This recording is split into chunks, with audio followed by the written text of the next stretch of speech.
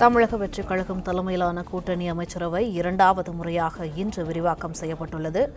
நேற்றைய தினம் முதலமைச்சர் விஜய் தலைமையிலான அமைச்சரவையில் 23 பேர் அமைச்சர்களாக பதவியேற்றனர். இந்த நிலையில் விசிக சார்பில் வன்னியரசும் இந்திய யூனியன் முஸ்லீம் லீக் சார்பில் ஷாஜகானும் அமைச்சர்களாக தற்போது பதவியேற்றுள்ளனர். அவர்களுக்கு ஆளுநர் அர்லேகர் பதவி பிரமாணமும் ரகசிய காப்பு பிரமாணமும் செய்து வைத்தார். இதுகுறித்த மேலும் கூடுதல் விவரங்களை எமது செய்தியாளர் மகேந்திரன் வழங்க கேட்கலாம். மகேந்திரன், விவரங்கள் என்ன? முதலமைச்சர் விஜய் தலைமையிலான அமைச்சரவையில் இரண்டாவதாக அந்த அமைச்சரவை விரிவாக்கம் செய்யப்பட்டிருக்கிறது. இன்று கூட்டணி கட்சிகளை சேர்ந்த விசிக மற்றும் ஐஎம்எல் கட்சிகளை சேர்ந்த சட்டமன்ற உறுப்பினர் அமைச்சர்களாக பொறுப்பேற்றிருக்கிறார்கள். ஐஎம்எல் கட்சியிலிருந்து ஷாஜகான் அமைச்சராக பொறுப்பேற்றுக் கொண்டிருக்கிறார். அதே போன்று விடுதலை சிறுத்தைகள் கட்சியிலிருந்து சட்டமன்ற உறுப்பினர் வன்னியரசு அமைச்சராக பொறுப்பேற்றுக் கொண்டிருக்கிறார். நேற்று அமைச்சரவை விரிவாக்கம் நடைபெற்றிருந்தது. 23 பேர் தமிழக வெற்றி கழகத்தை சேர்ந்த 23 பேர் அமைச்சர்களாக பொறுப்பேற்றுக் கொண்டார்கள். இன்று இரண்டாவது முறையாக அந்த அமைச்சரவை விரிவாக்கமானது செய்யப்பட்டிருக்கிறது. முதலமைச்சர் விஜய் முதலமைச்சராக பொறுப்பேற்ற பிறகு அவருடைய அமைச்சரவையில இரண்டாவது முறையாக அந்த விரிவாக்கமானது நடைபெற்றிருக்கிறது. இதில் 2 அமைச்சர்கள் இன்று பொறுப்பேற்றுக் கொண்டிருக்கிறார்கள். இந்த அமைச்சரவை பொறுத்தவரை 35 பேர் என்கிற எண்ணிக்கையை எட்டியிருக்கிறது. நேற்றுடன் 33 பேர் என்று இருந்த நிலையில் இன்று 2 பேர் அமைச்சர்களாக பொறுப்பேற்றிருக்கக்கூடிய நிலையில 35 என்று எண்ணிக்கை தற்பொழுது இருக்கிறது. குறிப்பாக விடுதலை சிறுத்தைகள் கட்சி மற்றும் ஐஎம்எல் கட்சியை பொறுத்தவரை அவர்கள் ஆட்சி அமைப்பதற்கு ஆதரவு தந்த போது நிபந்தனையற்ற ஆதரவு என்று கூறியிருந்தார்கள். அதன் பிறகாக தமிழக வெற்றி கழகம் சார்பில் குறிப்பாக முதலமைச்சர் விஜய் தங்களிடம் கோரிக்கை வைத்ததாக கூறியிருந்தார்கள். அமைச்சரவையில் இடம் கொடுக்கிறோம், நீங்கள் அமைச்சரவையில் பங்கேற்க வேண்டும் என்று முதலமைச்சர் விஜய் கேட்டுக் கொண்டதாக விடுதலை சிறுத்தைகள் தலைவர் திருமாவளவன் கூறியிருந்தார். அதே ஐஎம்எல் கட்சி தலைவர் காதர் மைதனும் கூறியிருந்தார்கள். அதன் அடிப்படையில் தான் இன்று அந்த கட்சிகளை சேர்ந்த சட்டமன்ற உறுப்பினர்கள் அமைச்சர்களாக பொறுப்பேற்றிருக்கிறார்கள். இதன் அடிப்படையில தமிழக வெற்றி கழகத்துடைய இந்த ஆட்சி அமைச்சிருக்கக்கூடிய நிலையில தங்களுடைய 3 கூட்டணி கட்சிகளுக்கு அமைச்சரவையில் இடம் கொடுத்திருக்கிறார்கள். நேற்றே காங்கிரஸ் கட்சியிலிருந்து 2 பேர் அமைச்சர்களாக பொறுப்பேற்றுக் கொண்டிருந்தார்கள். அவர்களுக்கு சுற்றுலாத்துறை மற்றும் உயர்கல்வித்துறை ஒதுக்கப்பட்டிருந்தது. அதே போன்று இன்று விசிக மற்றும் ஐஎம்எல் சார்ந்த சட்டமன்ற உறுப்பினர்கள் அமைச்சர்களாக பொறுப்பேற்றுக் கொண்டிருக்கிறார்கள். இதன்படி பார்த்தோம் என்றால் 3 கட்சிகள் காங்கிரஸ், விசிக, ஐஎம்எல் என 3 கட்சிகள் தமிழக வெற்றி கழகத்தின் எந்த ஆட்சியில் இருக்கக்கூடிய நிலையில அவர்களுடைய ஆட்சியில் அமைச்சரவையில் ஆட்சி அதிகாரத்தில் பங்கெடுத்துக் கொண்டிருக்கிறார்கள். குறிப்பாக தமிழக அமைச்சரவை பொறுத்தவரை நான் முன்பே குறிப்பிட்டது போன்று 35 என்ற எண்ணிக்கையில் தற்பொழுது இருக்கிறது. இவர்களுக்கான இலாக்காவும் விரைவில் ஒதுக்கப்பட்டதாகவும் தகவல் வெளியாக இருக்கிறது.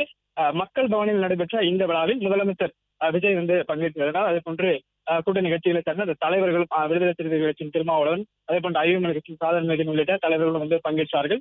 இந்த அமைச்சரவை விரிவாக்கமானது இன்று இரண்டாவது முறையாக செய்யப்பட்டிருக்கிறது.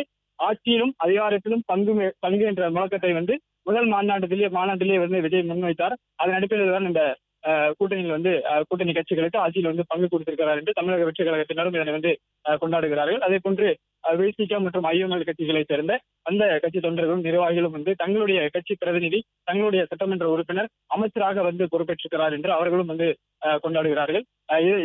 இன்னும் சற்று நேரத்தில் முதலமைச்சர் விஜய் ஆளுநர் மாளிகையிலிருந்து புறப்பட இருக்கிறார். முதலமைச்சர் விஜய் தலைமையிலான கூட்டணி அமைச்சரவை இரண்டாவது முறையாக இன்று விரிவாக்கம் செய்யப்பட்டுள்ளது.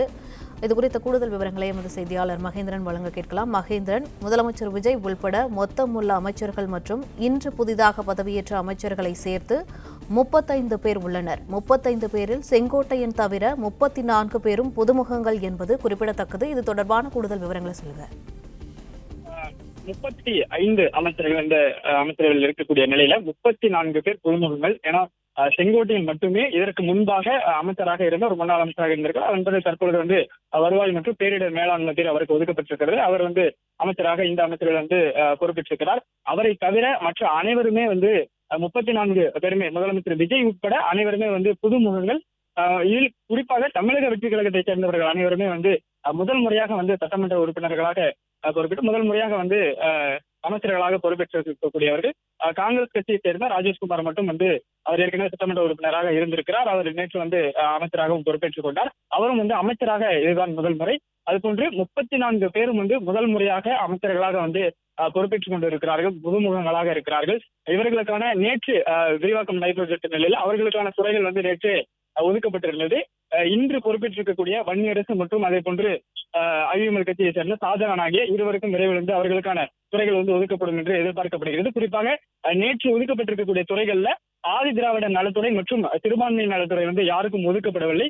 ஐவிஎம்எல் கட்சியை சேர்ந்த ஷாஜகானுக்கு சிறுபான்மை நலத்துறையும் அதே போன்று விசிகாவை சேர்ந்த வன்னியரசுக்கு ஆதி திராவிட நலத்துறையும் ஒதுக்கப்பட வாய்ப்பு இருப்பதாக சொல்லப்பட்டது. அது அதிகாரப்பூர்வமாக விரைவில் வந்து ஆளுநர் மாளிகை தரப்புல அந்த அறிவிப்பு வந்து வெளியாகும் என்று எதிர்பார்க்கப்படுகிறது. விடுதலை சிறுத்தைகள் கட்சி சார்பில் வந்து இந்த அமைச்சராக பொறுப்பேற்றிருக்கக்கூடிய வன்னியரசுக்கு ஆதி திராவிட நலத்துறையும் அதே போன்று ஐஎம்எல் கட்சி சார்பில் அமைச்சராக பொறுப்பேற்றிருக்கக்கூடிய சட்டமன்ற உறுப்பினர் ஷாஜகானுக்கு சிறுபான்மையினர் நலத்துறையும் வந்து ஒதுக்கப்படும் என்று எதிர்பார்க்கப்படுகிறது. இதற்கான அறிவிப்பு அதிகாரப்பூர்வ அறிவிப்பு வந்து விரைவில் வந்து வெளியாகும் என்று எதிர்பார்க்கப்படுகிறது. ஏனென்றால் நேற்று வெளியாக இருக்கக்கூடிய இந்த இலாக்காக்கள் ஒதுக்கீட்டில் வந்து இந்த 2 துறைகள் தவிர்த்து மற்ற துறைகளுக்கு வந்து அமைச்சர்களுக்கு மற்ற துறைகள் வந்து ஒதுக்கப்பட்டிருந்தது. நேற்று பொறுப்பேற்ற இந்த 23 பேருக்குமே வந்து துறைகள் ஒதுக்கப்பட்டிருந்தது. அதில் இந்த 2 துறைகளை தவிர்த்துதான் வந்து மற்ற துறைகள் வந்து மற்ற அவர்கள் பொறுப்பேற்றிருந்த அமைச்சர்களுக்கு வந்து ஒதுக்கப்பட்டிருந்தது. அதன் அடிப்படையில் பார்த்தோம் என்றால் இதற்கான அறிவிப்பு வந்து விரைவில் வந்து அதிகாரப்பூர்வமாக வெளியாகும் என்று எதிர்பார்க்கப்படுகிறது. பிளே ஸ்டோர் மற்றும் ஆப் ஸ்டோரில் இருந்து பாலிமர் செயலியை QR கோடு மூலம் பதிவிறக்கம் செய்யுங்கள். செய்திகளை உடனுக்குடன் பெறுங்கள்.